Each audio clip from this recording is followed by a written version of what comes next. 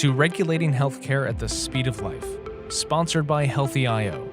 Here's our host, Dr. David Shulkin, 9th Secretary of the U.S. Department of Veteran Affairs.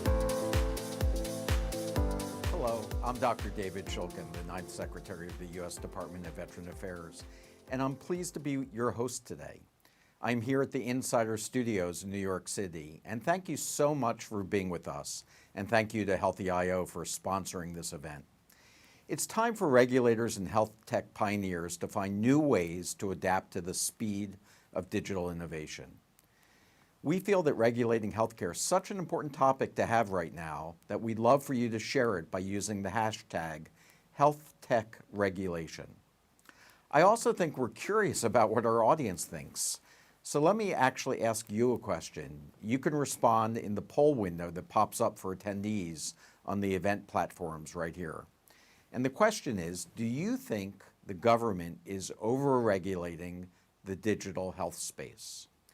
So while we wait for the results, you may want to look at the dashboard at the bottom of the page, and you're going to see other resources as well, in addition to all of our speaker profiles.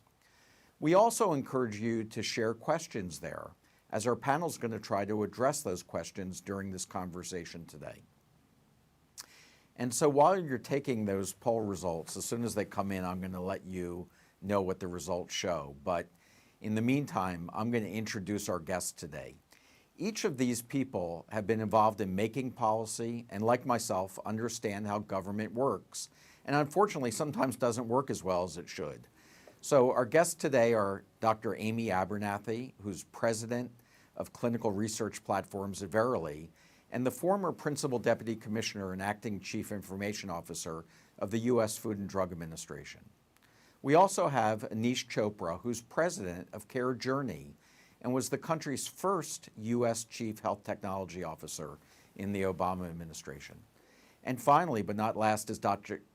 Patrick Conway, who's CEO of Optum Care Solutions, Optum United Health Group, and former Deputy Administrator of Innovation and Quality at the Federal Centers for Medicare and Medicaid Services, and the Director and Chief Medical Officer of the Center for Medicare and Medicaid Innovation. So thanks everyone for being here today. Now, Amy, I'm going to start with you if that's okay, and I'm going to ask you a question. How do you think the FDA thinks about safety and efficacy of new technology that doesn't exactly fit our existing molds, such as machine learning algorithms and the way that smartphones now have health apps? So, as we get into this question of how does the FDA think about new technologies, let me first step back and talk a little bit about what FDA's responsibility is. So FDA is a science-based public health agency responsible for protecting and promoting public health through ensuring safety and effectiveness of medical products, such as devices, which include algorithms or software as a medical device, also biologics, also drugs. FDA has a lot of other tasks, including food and tobacco, but let's focus today on these new technology areas. Second is that not every aspect of novel technologies in our everyday healthcare and life is regulated by FDA. So for example, FDA is responsible for the regulation of devices when the device or the software is intended to mitigate, change, or prevent disease, but not necessarily when it's going to be used by consumers as essentially a consumer application, or is really the question around healthcare delivery. So FDA focuses on medical products intended to impact disease. Now, the last part of your question was, how is FDA thinking about this? And FDA has to work within the context of the currently written laws, which don't necessarily always keep pace of the change and innovation that we see happening around us. And so what FDA tries to do is figure out how to take the current legislative mechanisms and align them with what we see going on. And an example of that is within the context of algorithms and software as a medical device, and the need to develop new regulatory pathways, for example, within the context of a pre-certification pathway that takes the best that we've got of our understanding of good software practice and how to develop software well, and aligns that with the capabilities within the context of the current legislation and regulations. And so what you see FDA doing is developing new processes in line with innovation, but needing to make sure the FDA meets its overarching mandate. Great. Amy, I know it's hard not to say we anymore because, Yes. you all feel like you're still part of these organizations, but clearly I think you've said that it's really a challenge for FDA to stay on top of how fast things are innovating. So I have some breaking news. I just want to share the results of the poll. The question, if you recall, is do the people in the audience think that the FDA may be overregulating in digital health? And not surprisingly, like most things in this country, we're split almost half and half. 46% said yes, they're maybe overregulating, and 54% said no. So, I think maybe after we finish today's conference, people might have a different perspective on that. So, Anish, I'm going to turn to you now, and how can you not talk about the current pandemic? And of course, we've seen just widespread use of technology since the start of the pandemic. So what role do you think the federal government can play in enabling these technologies in issues that have been problematic, like crossing state lines with licensure? But just in general, what can the government do to help promote greater data sharing that's been so important for us during this pandemic? Well, David, I'll just start with a bit of a sobering reminder that when the CDC reported the very first case file of COVID positive patients in March of last year, I think it was roughly 4,000 cases had been reported to the CDC. 93% of all reported cases lacked any clinical context in the case report. In other words, we were a decade into the investments in electronic health records, and basically none of that information was used in the most important early days of the pandemic. That obviously shined light on a lot of the data sharing challenges. I'll get to that in a minute.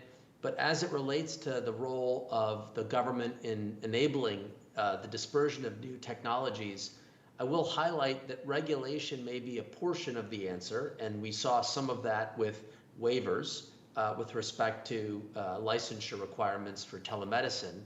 But by and large, it is the role of government as the, in this case, investor or the funder of healthcare that will shape a lot of the dispersion capacity. I will point out that the Medicare program, as one of the largest payers of healthcare, sets a lot of the market dynamics. What gets reimbursed and at what level in our fee-for-service system has long been a debate. When can we get more technologies added to the quote-unquote formulary, if you will, and will Medicare cover it or not? And that's been, a perennial discussion in entrepreneurial communities as well as policymakers trying to grapple. I'm sure we'll hear from Patrick in a minute about how we balance access, cost, and evidence of value. But I will note, and frankly, maybe defer to Patrick a bit about how we disseminate, it's often the move to value-based care, the idea that the healthcare payer community essentially cedes individual judgments about whether solution A or B is the right approach to treating a given patient, that the idea that we can move more and more of that investment decision to providers or organizations that are engineered with trust to make those decisions, I think you'll find the pace of adoption may largely follow the kind of flexibility of payment models, where it's less about micromanaging a specific fee-for-service SKU and more about enabling trusted use of a portfolio with obvious backstops to measure quality and impact.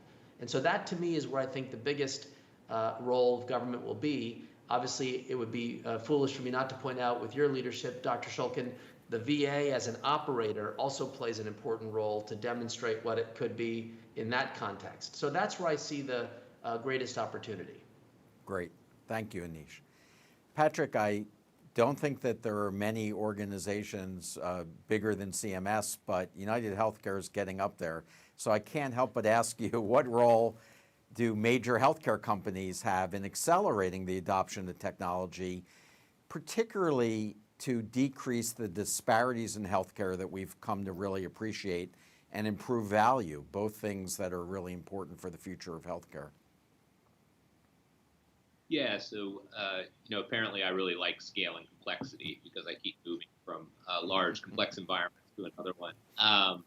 I think first is setting clear, bold, clear goals on value, outcomes, and health equity.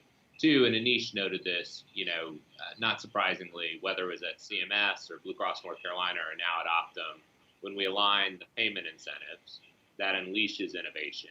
And we see that when our incentives are on total cost of care, quality, and experience, we drive better health outcomes for the millions of people we serve. I think another aspect I'd call out is test earlier and shorten the sales cycle to innovation. Both at Blue Cross North Carolina and now at Optum, really trying to shorten that cycle time, working with innovative companies to drive change. Stop pilot testing and expand.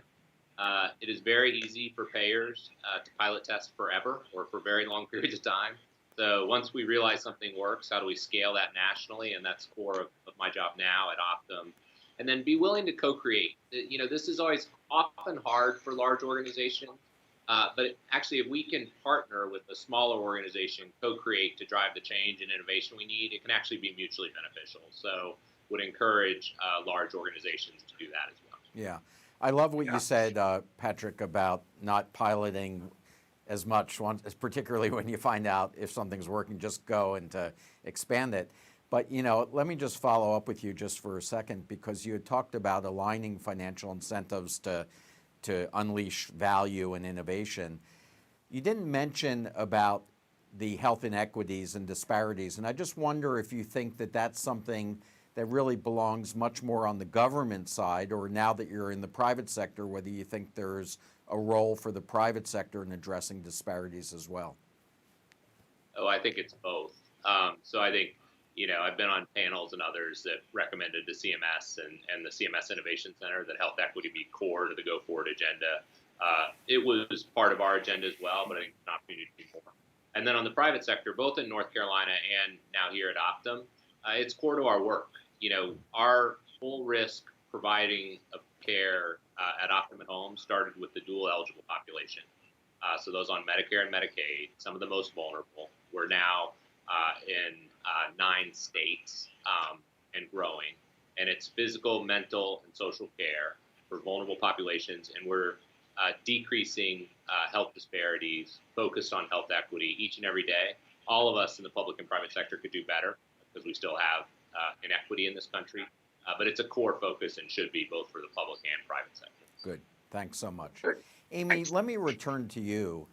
Some people feel that the large and established companies have the clout and resources to develop relationships with regulators, like when you were at FDA. But the smaller companies just don't have those advantages. So is the stack decked against the smaller companies when it comes to dealing with regulators? It's a great question.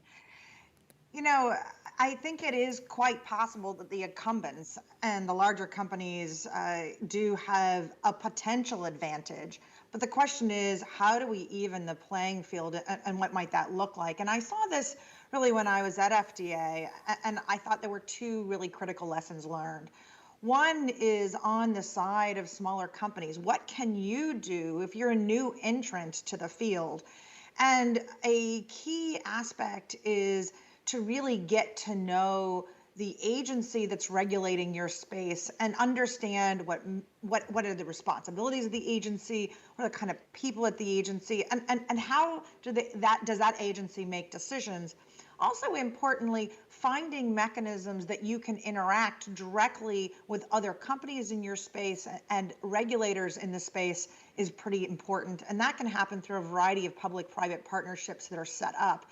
For example, when I was at FDA, we set up something called the COVID-19 Evidence Accelerator that allowed new entrants from the health tech space who had data or analytic solutions to come together with larger companies, the government, researchers of all types, working together to solve problems in the context of COVID-19.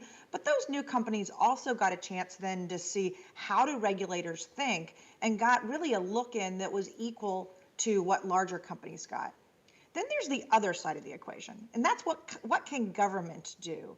And certainly within the context of FDA, what I saw was FDA try and make it as easy as possible to understand the regulations and understand what a new entrant needed to do, whether that was through the website or phone numbers and email addresses that you can access. And I think that agencies need to do more of that, making the kind of inner workings of government as apparent as possible, and also making it easy to figure out how to. And setting up public-private partnerships also are another way that can happen. Yeah, no, I think that's right. I think that should be a core value. One of the things I always thought in government, we have to get rid of all the acronyms. I could never figure out what all the abbreviations meant, let alone figure out the regulations. So thanks, Amy. I do want to remind our audience to submit questions, because we really want to hear from you, and I know you want to access some of these, some of the expertise that's on our panel. So Anish, you know, we're now watching the Olympics, and so I'm going to broaden the question to you to include the whole world here in the spirit of the Olympics. So the National Health Service in the United Kingdom, they've launched an artificial intelligence award to scale these amazing, promising technologies across the country. And they also started something called a digital health formulary. Are there lessons from international best practices that we in the U.S. can be drawing upon? Yeah, David, thank you for asking. For sure there are. Let me just broaden the discussion, not so much about international best practices, which I'll come to in a moment. There's management best practices. And I think early in my term in the Obama administration, we kind of conducted a study about what we saw working when it came to bringing new ideas to life. And for lack of a better term, the notion of an innovation pipeline management agenda, where an agency can thoughtfully introduce new ideas, curate those that show early evidence, and then scale them through its operational or regulatory capacity. We saw in DARPA, some very strong capabilities, muscles, designed to find new ideas, set ambitious goals, but achievable, and then to bring back towards the military promising case studies that could then be scaled up.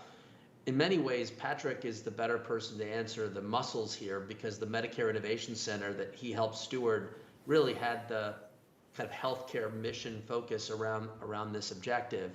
I will point out that when it comes to the use of AI and promising digital health solutions, we have had a couple bites at this apple.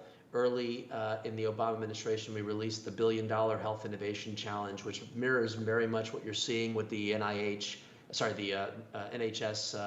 AI award. In that, we called for great ideas, tested them, and promising ones, even if they weren't technical. Patrick will remind us that the first graduate of that innovation challenge was the YMCA Diabetes Prevention Program, with a 4-to-1 ROI that has since scaled up in the payment models. But broadly speaking, I will say internationally, we have seen some of the more centralized systems make this innovation muscle core to their operational improvement. And I think there is something we can learn from that, whether it be the UK's work on AI. I think we have a lot to learn about how to bring those new technologies to market, as well as India's work on digital identity, or what's referred to as India Stack, to really democratize access to more and more of these digital services. There will be lessons learned, but they're largely management lessons to test, validate, and scale what works. Yeah, thank you, Anish. I think that's really important. I think we've seen in the president's 2022 budget the call to fund HARPA, which is the equivalent of what you talked about in DARPA. And all of us who worked in government understand that these silos exist, and when you can sort of free up the ability to work across government, and especially with the private sector, you can do amazing things. So Patrick, I'm gonna turn to you now. And I know when you were at CMS, you were often approached by early stage companies that wanted to work with the government. But it's often hard for young companies to meet the federal procurement requirements, the contracting issues that you have to be able to do to deal with government. So what advice do you have for young companies that are looking to work with the government and contribute in the way that Anish just talked about? Yeah, so first, and Amy said this, get to know the agency. The staff actually do want to help you, so understand what their needs are, meeting with them, et cetera. It's actually something I took from public sector into private sector. I will meet with almost anyone at least once and hear from them. And that's the job of the public sector, to interact with these smaller companies. To consider a subcontractor relationship, it's often easier to break in with a larger incumbent. So just think about that as an option. 3, there are these vehicles that some are aware of, whether it's minority-owned businesses, veteran-owned businesses, other small business exceptions. So take advantage of those. It's the government's mechanism to encourage smaller players to be able to break in, if you will. Or this sounds simple, but follow the instructions. When you don't follow the instructions, the government will exit you from the process. So follow the instructions, exactly. And then, the last thing I'd say, which is true in the private sector too, products that don't work, they don't sell very well. So, build an amazing, innovative product or service that works. And whether that's in the government or in the private sector, that's what drives change. So that's the last point I'd make. Yeah, now, Patrick, I think that makes a lot of sense. And sometimes companies are so eager that they believe that in what they're doing that sometimes they approach government prematurely, and then it's hard to recover if it doesn't work. So I think that's good advice. Amy, I'm going to come back to you and talk a little bit about the big proliferation we're seeing in digital health apps and the fact that the smartphone's probably becoming the way that patients in the future are going to be obtaining their health care. So when you think about how FDA might consider regulating these new digital health tools, do you have any thoughts, or can you share with the people watching us today how FDA might consider their approach towards these new types of healthcare tools that are going to push the envelope?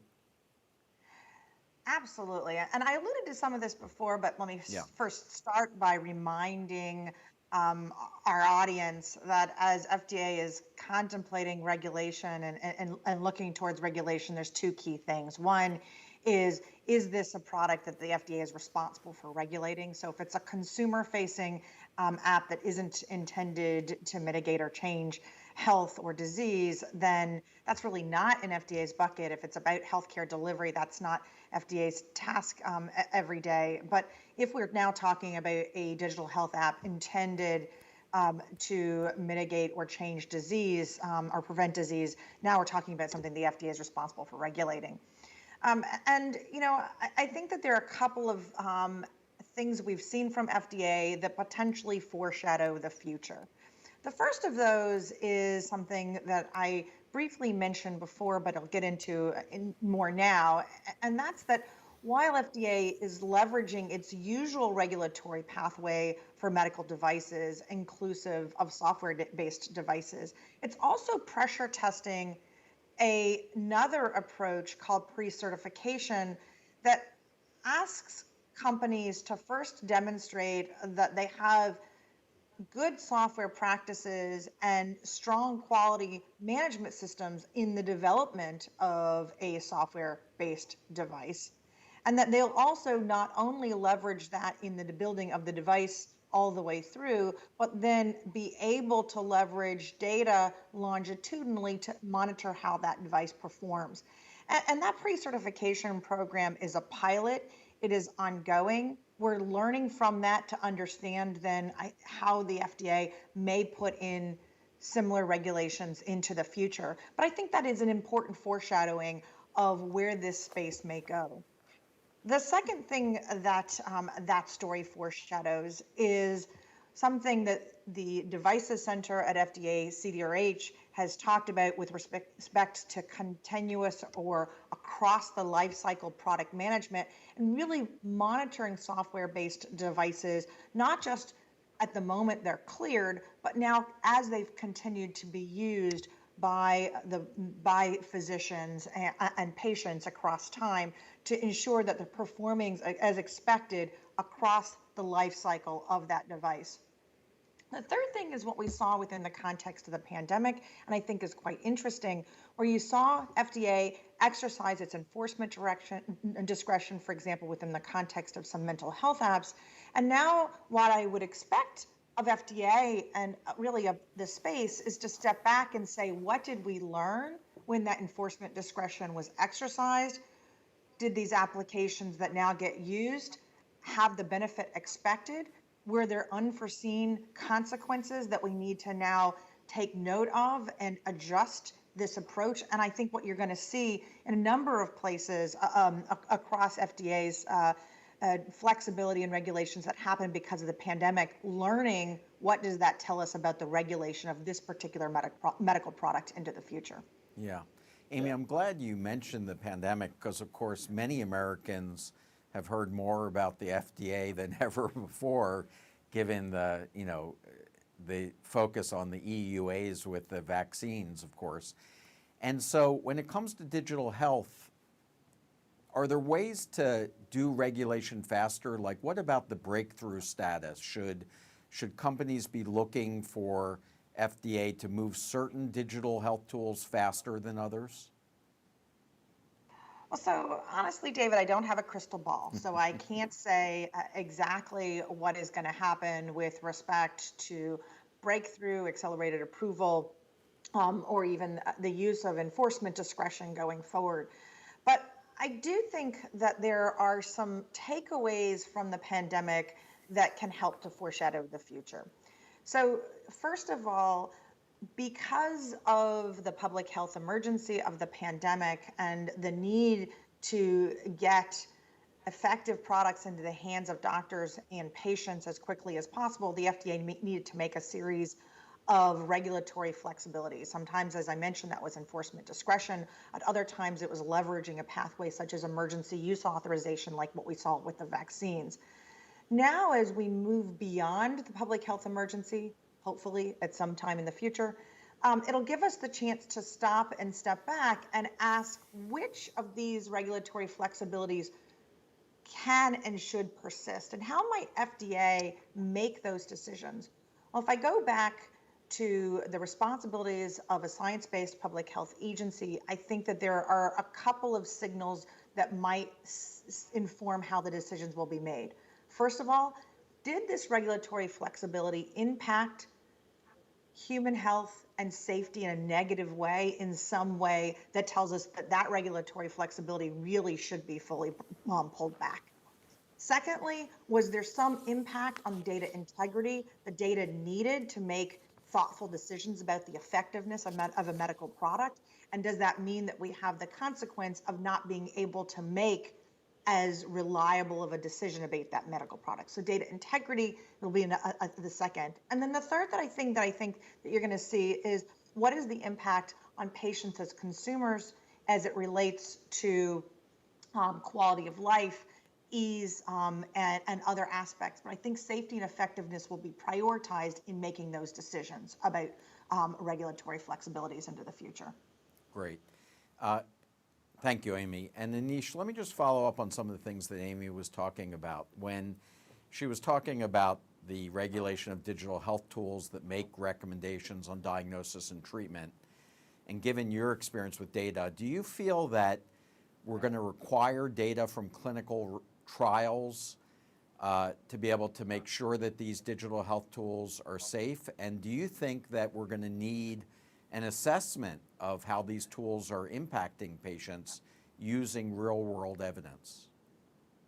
So David, let me take a step back, and we're talking deeply about the FDA. As you may recall, there are many equities involved in how to bring these new technologies to life. I would argue the FDA and CMS have a bit of a combined interest here. Early in the Obama years, you might recall, we issued an executive order on how emerging technologies are going to be treated in the regulatory context. And one of the important lessons learned was, how do we bring capacity across federal agencies so that we can get to the right answer? For sure, there will be circumstances where the diagnosis and treatment recommendations really affect a true safety issue for the patient, and the FDA has traditional processes around how those must be engaged. I'm of the view that the coverage with evidence development pathway in CMS may be a very interesting complement to this work, which is to say, as we kind of enable more early access, we dial up the need for evidence generation. Now, in the use of AI in particular, I think a lot of our concerns are going to be about the importance of health equity or equitable decision support, whether there's bias inherent in the training data sets that led to the models that could create a misappropriation of resources and unfortunately biases that may result in underserved communities getting lower quality care. So my strong view on this one is, as we move more and more of the introduction of new technologies to a mixture of regulated roles and payment roles, we'll start to see a reallocation of policy tools to put more on real world evidence. I will point out, today, the real world evidence world, and I think Amy lives some of this, there's a high cost burden to tapping data. You've got to fund trials. There's a huge burden of expense.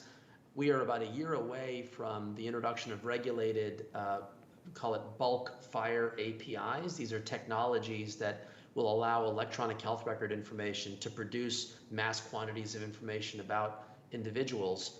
We're already seeing the CDC work on pilot projects to tap bulk FHIR capability for public health surveillance. This may lower the cost of evidence generation post-market. And so if we can find ways to democratize the data sharing, we put more emphasis on strengthening CMS feedback loops. It may give the FDA more flexibility in thinking about when a trial is needed and when we can tolerate more market feedback. So I'm on the side of taking advantage of all these capabilities and putting more on the post-market surveillance side. Yeah. And it sounds like you think that about a year from now, we're going to see a large acceleration. Yeah. Right. Yes. Well, I'm going to jump in here. Yes.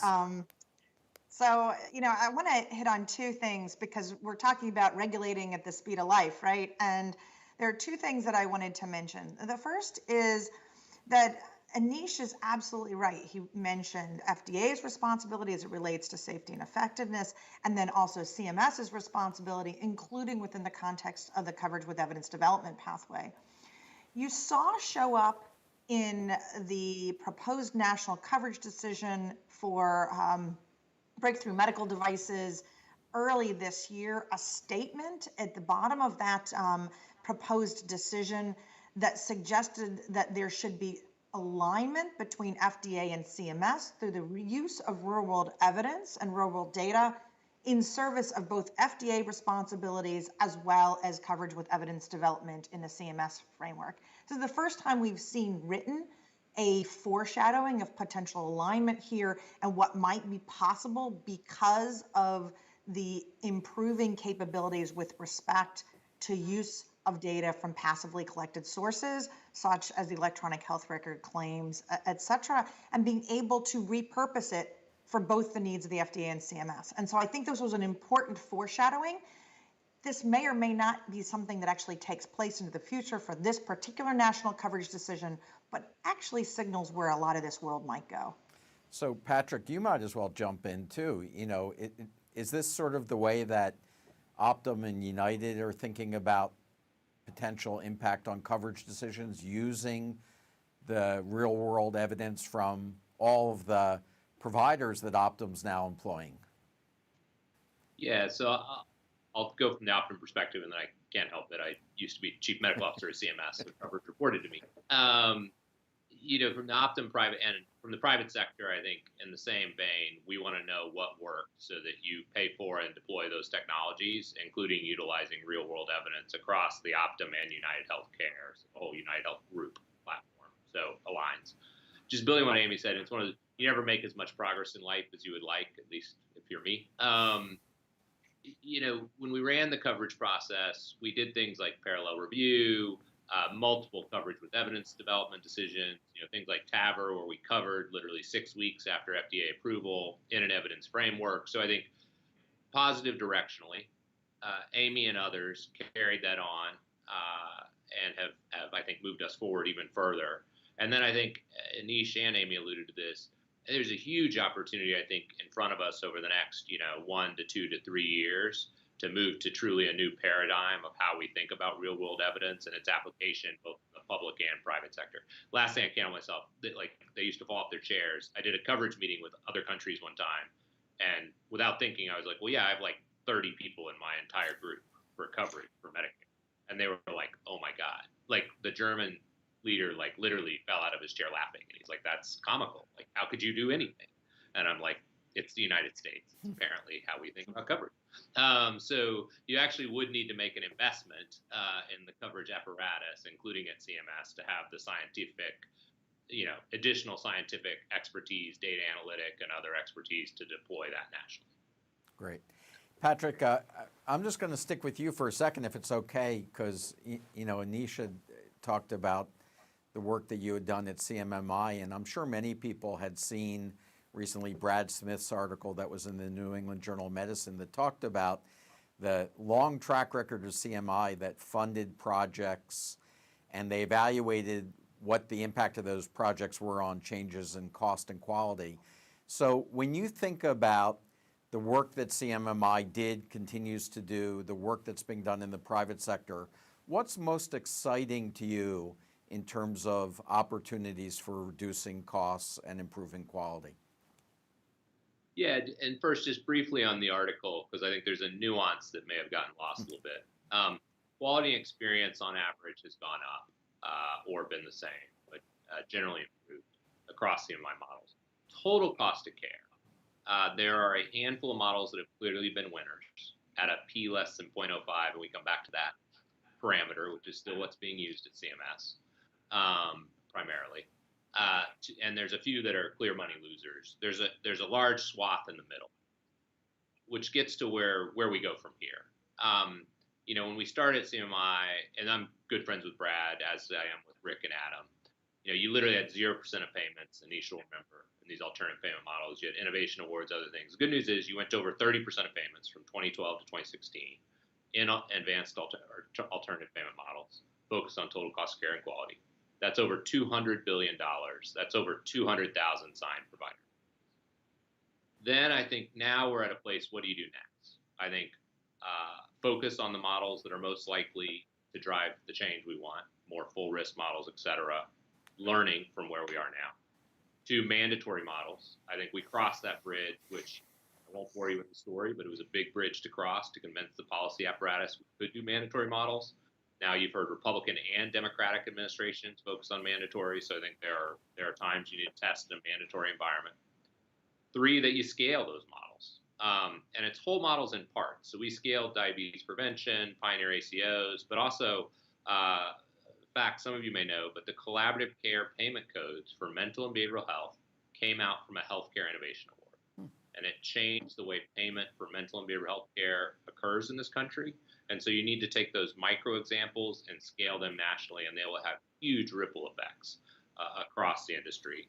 And so, that I could go on about this forever. I won't. But I think a lot of positive change from the public sector and payment innovation. I do hope CMI and these things continue to be bipartisan. And then the private sector has to partner and drive the similar change. Yeah. No, thanks for adding that perspective, because I do think some people made a conclusion about that study that a lot of what we were doing was not useful. But when you talk about the impact of some of those changes that you talked about, it's having a big positive impact. And it's hard. Hopefully it didn't. It's meant in a positive frame. And what I worry about, I interact still with people on the Hill occasionally when they reach out, and it's like, well, how should we think about the investment? Should we start regulating it from the Hill? Look, I personally would not go there. I think that the advantage of the framework is that you're able to test, adjust, modify, scale in a much more rapid fashion. I would actually argue it should get faster, not slower. And so I hope we continue that policy paradigm. Great. Anish, did you want to jump in there? Just to highlight, the debate here is sort of a noun. I read this article, is it a good or a bad portfolio? And I think really the conversation is a verb, which is if we had more transparency on the methods that the CMS team used to determine whether a model worked or didn't, we might all scrub in and say, you know what, the model actually worked, but on a sub-cohort of the population, let's learn from that and scale it, not broadly speaking, say, oh, failure, move on. I think we need more transparency in methods of evaluation. I think Patrick called for more of that. I think we're seeing, hopefully, with the Open Government Data Act now in law, CMMI will embrace and open up methods, because I do think for the menu of models, there will be a lot more value that we should be validating and scaling embedded in the model test. Well, it sounds like you and Patrick might author an editorial on this topic, because I think those are really important points. I know I was always very jealous that CMS had CMMI, and at VA we started a innovation center, because I think it's vital to every organization to be figuring out what you can do better and testing it, and then, Patrick, as you said, not piloting forever, but then moving forward with that. So we actually have some questions from the audience. Oh, I'm sorry, Patrick, go on. Can I give one more data point? Yep. The whole 10-year CMMI budget, $10 billion, CMS spends that in less than 4 days. So really, we don't think we could test change it, like really? And so, in the grand scheme of things, the idea that you wouldn't have this function, that the 10-year budget is less than 4 days to spend is sort of absurd. So I think we continue to need to make the investments in innovation. And I agree with you, across the federal government. It's not just CMS. Yeah. Sorry, Dave. Yeah. Well, listen, I'm glad, what's so nice about having the three of you on the panel, you can tell you're all professional speakers because you were very succinct in your answers, and that leaves us some time for audience questions, which is terrific. So the first question that we got in was, in the digital tech and app world, it's challenging to provide a constantly improved user experience when regulators are dictating specific experiences for the application in terms of the look and feel of the website or the app. So one example is there's a regulation that users have to be able to search for things in their healthcare platforms when the best experience might be a filter or even an AI suggestion. So we get customers who feel they cannot deviate from the letter of the regulation and need to build multi-field search. So I guess the question from the audience here is, how do you address really the best practices of software when government appears to be pretty specific in the way that they're asking the software developers to give the user experience? I don't know if anybody wants to jump in here on this. Amy? I'll start. Okay. And I'm not a regulatory strategist, Sure. So let me make sure I say that out loud. But a couple of observations. I go back to the pre-certification program, and one of the key aspects of that program is really learning how to regulate in the context of this continuously moving space. And so being involved in the program, if that is appropriate for your company, but at least staying close to the output of that program and understanding where this world goes. That's number one. Number two is FDA has had budgetary requests and hopefully congressional investment in user experience and understanding human factors and how that impacts safety and effectiveness of software-based devices. And that should also inform the regulations, the guidance, and how FDA thinks about this. And so that's something that is important that we invest in as a country, and that you watch as a company. The third thing is the data should help you. So if you have data that informs safety and effectiveness, then that is, I think, a very compelling aspect of your product. And think about the different aspects of user experience and human factors as an important aspect that in itself should be investigated. After that, go back and talk to FDA because they want to hear from you. Well, Amy, I just want to pick up on that last point, because you couldn't read that question without sensing a little bit of frustration on the part of whoever's developing these apps. And so often I find that companies who hear from a government agency, whether it's FDA or CMS or VA or anybody else, are worried about pushing back too much. They're worried, okay, well, should I really tell FDA I think they might be wrong on this? Because I don't want to alienate them. I don't want to be closed off. So what's your thought on that? If they don't agree with the user experience decision, should they really be pushing back? So again, I'm not a regulatory strategist. Yeah. I feel like I'm gonna put that on my forehead. But a couple of observations from what I saw on the inside. The first is that having a legitimate point of view that surfaces new and important information, especially when backed up through data, will help FDA. And so it's not necessarily pushing back in a negative way, but rather surfacing that critical information to inform the conversation. So I think that is one thing to remember, and that the FDA does welcome being able to understand better. And I saw that over and over again, and companies did that in many different ways. The second thing is that you can really imagine that the FDA isn't being, single and draconian unless it's within the context of exactly what the law says and has to follow that specific rule. A lot of times what's happening on the FDA side is large groups of people and experts deliberating and thinking about what do they know across the landscape and through data to try and get to the place where they've made a specific recommendation or decision. And so being able to both have empathy for the importance and complexity of those discussions, as well as surface important information that can inform those discussions, is one of the things that I've seen be helpful over and over again. Good. Patrick, any thoughts about companies that say, well, I appreciate what the agency said, but I really don't agree? Do you think that that Amy's advice that additional perspectives are always welcomed is the right advice? I do agree. I think, when I sat in the CMS seat, if it was additional information, as Amy said, backed by data, additional opinion is not particularly helpful, but actual data, evidence-based information of this policy needs to change or this is happening is helpful. I was even, and I do this today in the private sector too, every organization almost has some kind of complaint system, often called a complaint system. I was on our beneficiary one. I learned things every day that were going wrong in CMS programs, and some of those led to major policy changes and things that helped people. So you learn from where your system is failing, and if it's based on data, I think in the regulatory environment, that regulator generally will listen and try to respond. Yeah, good advice. Sure, David. Just to kind of lift up for a moment, one of the lessons that we learned, again, in the idea that you can cross-pollinate industry feedback and have that inform.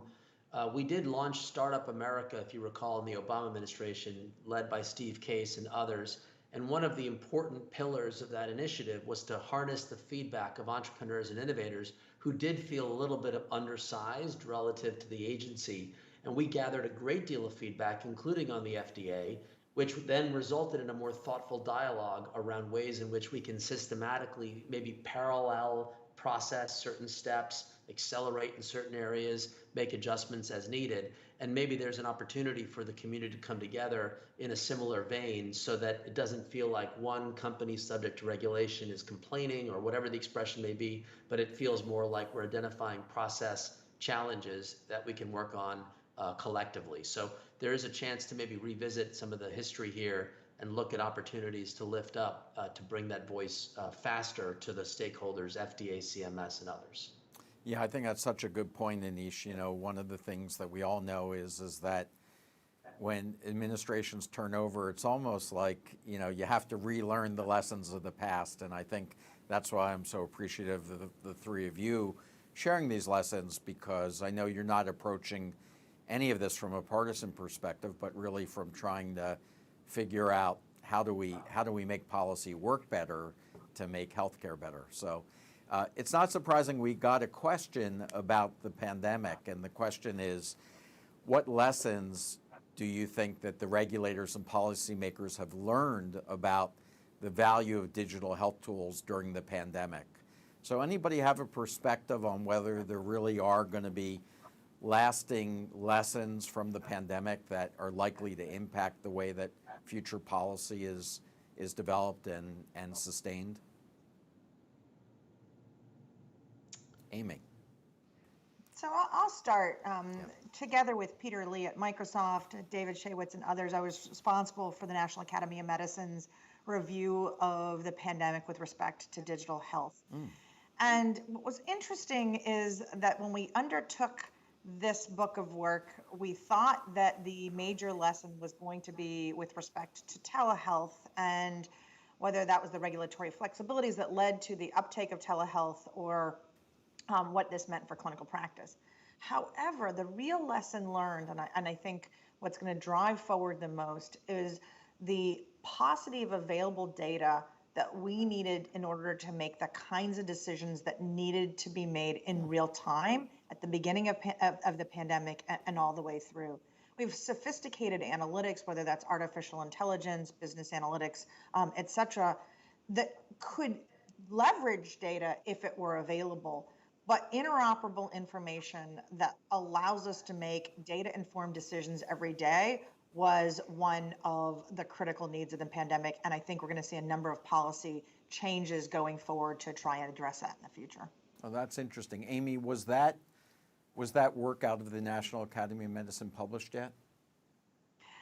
It is under peer review right now, and it is the information that I've just given you has been presented in several public forums. So I'm not going to getting into some of the nitty gritty that's in the report, but I think that you can look towards this report in the future to highlight a number of ways that we might be able to resolve this from a policy perspective, including leveraging interoperability like Anish has highlighted, including leveraging public-private partnerships so that we can figure out how to bring data sets together and use them in smarter ways, and then also leveraging demonstration projects that then scale, like Patrick has described, that allows us to get to a place where we have interoperable data that we can make sense of. Patrick, did you want to add in on that? Yeah, and I'll just briefly, I totally agree on the data point that was made by Amy. The basic public health infrastructure, knew we had invested for decades, so we'd call that out. Telehealth, it's interesting. I think the sort of telehealth shift will have long-term consequences. We've said this publicly in our behavioral benefits and mental and behavioral health. Over 50% of the care is still to this day virtual behavioral health, and we're seeing equivalent outcomes. So I think some of that will be ongoing. The shift to care in the home, I think, was accelerated and will be ongoing. And then, the last part that we should continue to think about is just this general regulatory flexibility. When we created regulatory flexibility, I think you saw the provider care system and others respond in really innovative way to drive change. And so I think there's an underlying lesson there. It's always a balance, but that, is a tilt or a thumb on the scale to regulatory flexibility. Great. Maybe to round out feedback, David, I'll just highlight, I think the story that will come out over time is that, separating the nouns from the verbs, the telehealth turned on or off because of the flexibility. I think systems of care that actively used these tools in support of a goal, finding the underserved or at-risk populations and ensuring they could get access. We're already seeing differences in how ACO networks got more and more of their at-risk population engaged in telehealth. So it's one thing to say, is it technically accessible? If you choose to call a doctor, you can have a meeting, and another to say you were proactively reached by a network that had a new tool at its disposal to keep you healthier. I'm looking for those stories that will hopefully test out this hypothesis that these can be used to really accelerate the move to value if done in an organized, proactive way. And so that's an area that I'm going to spend a lot more time on research. Yeah, I think that's really good. In our final minute or two here, I think that everyone watching is really just greatly appreciative that the three of you have spent part of your careers in public service, but now you're all in the private sector, and I'm sure people are really curious, and some of your roles are new, just to hear a little bit about what you're doing right now and what you're maybe most focused on. So Amy, your role's probably newest. Can you just share with people a little bit about what you're doing? Sure. So I was very honored to be at FDA and left on April 23rd. And importantly, the reason that I left FDA was really based on an observation during the pandemic. I loved my FDA job. But what I could see is our discovery engines to develop new medical products were moving very well. Look at the pace of developing new vaccines. And also when I was at FDA, I worked hard on trying to create a regulatory apparatus that could scale with the pace of new products that are getting developed. But what was obvious is our clinical trials capabilities and infrastructure in this country and really around the world is circa 1995. And so what I wanted to work on is how do I bring data and technology and all the conversations we've had today to solving for the need for more efficient evidence generation. And for that reason, I took a role with Verily to be able to pull together the sort of software engineering and data capabilities of the tech company landscape together with best of science and a regulatory understanding to think about how do we create a superior evidence generation engine. Well, that's really a lot, and that's important. So we're all watching you with great excitement. Patrick, your role's generally new as well, and it keeps getting bigger as far as I can tell. So tell us a little bit about what's under your scope of responsibility. Yeah, first on the public sector, and I get asked about this too. I spent almost 10 years in public service in Republican and Democratic administrations through a couple tours. It was amazingly gratifying, just tremendous public servants that you got to work with.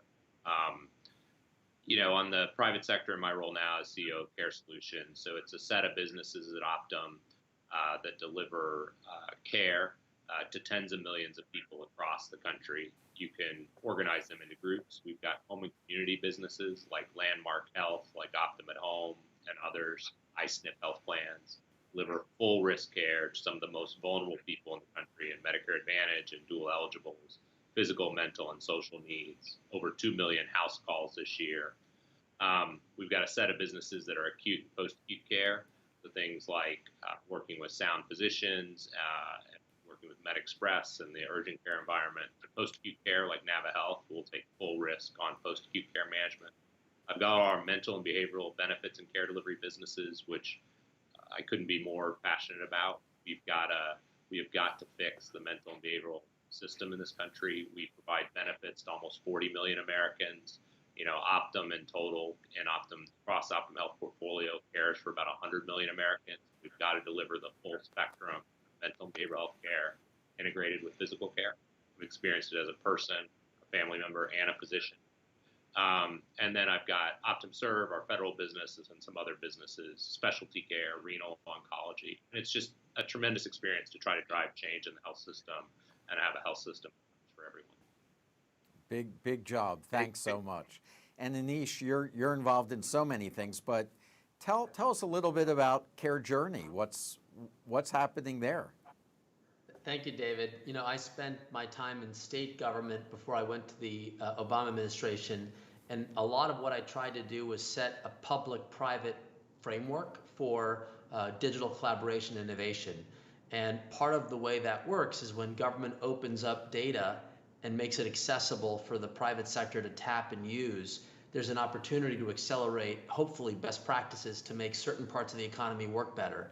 I'm honored to serve in a role where I can essentially take the handoff on healthcare data, where we opened up access to the Medicare-linked longitudinal claims history. 100% of the Medicare beneficiaries' lives had stories to be told, often sitting in servers in Baltimore that really couldn't really get out because they were used for maybe an audit purpose or some other operational use. Care Journey is lucky to be one of the researchers tapped to access that Medicare data. And our vision is to do what the Affordable Care Act asks us to do, which is to use Medicare data to help us understand the performance of our healthcare system. We have a membership of over 100 organizations, honored to serve Patrick and others in his network, to sort of tap collectively this data asset to tell those stories about where we're seeing evidence of high value care and where we have areas of opportunity for improvement. And that democratization to me is, I think, the continuation of the vision of what a more novel, innovative, modern government is about a public-private collaboration in the digital age. Well, listen, I want to thank each of you. I can't imagine having three better panelists who have not only contributed so much to the country through public service, but are continuing to be real innovators out there and making a big change. And so I know I learned a lot about the importance of how we align regulation with the speed of what's going on out there right now and what needs to be done in terms of furthering our efforts with regulatory bodies and agencies like all of us have worked in, as well as how companies who are developing this technology can interact with those agencies. So first of all, a big thank you to our audience who's joined us today. I hope you were inspired by this conversation. And remember to continue to share your thoughts using the hashtag HealthTech Regulation. Again, thanks everyone for joining us and have a great day.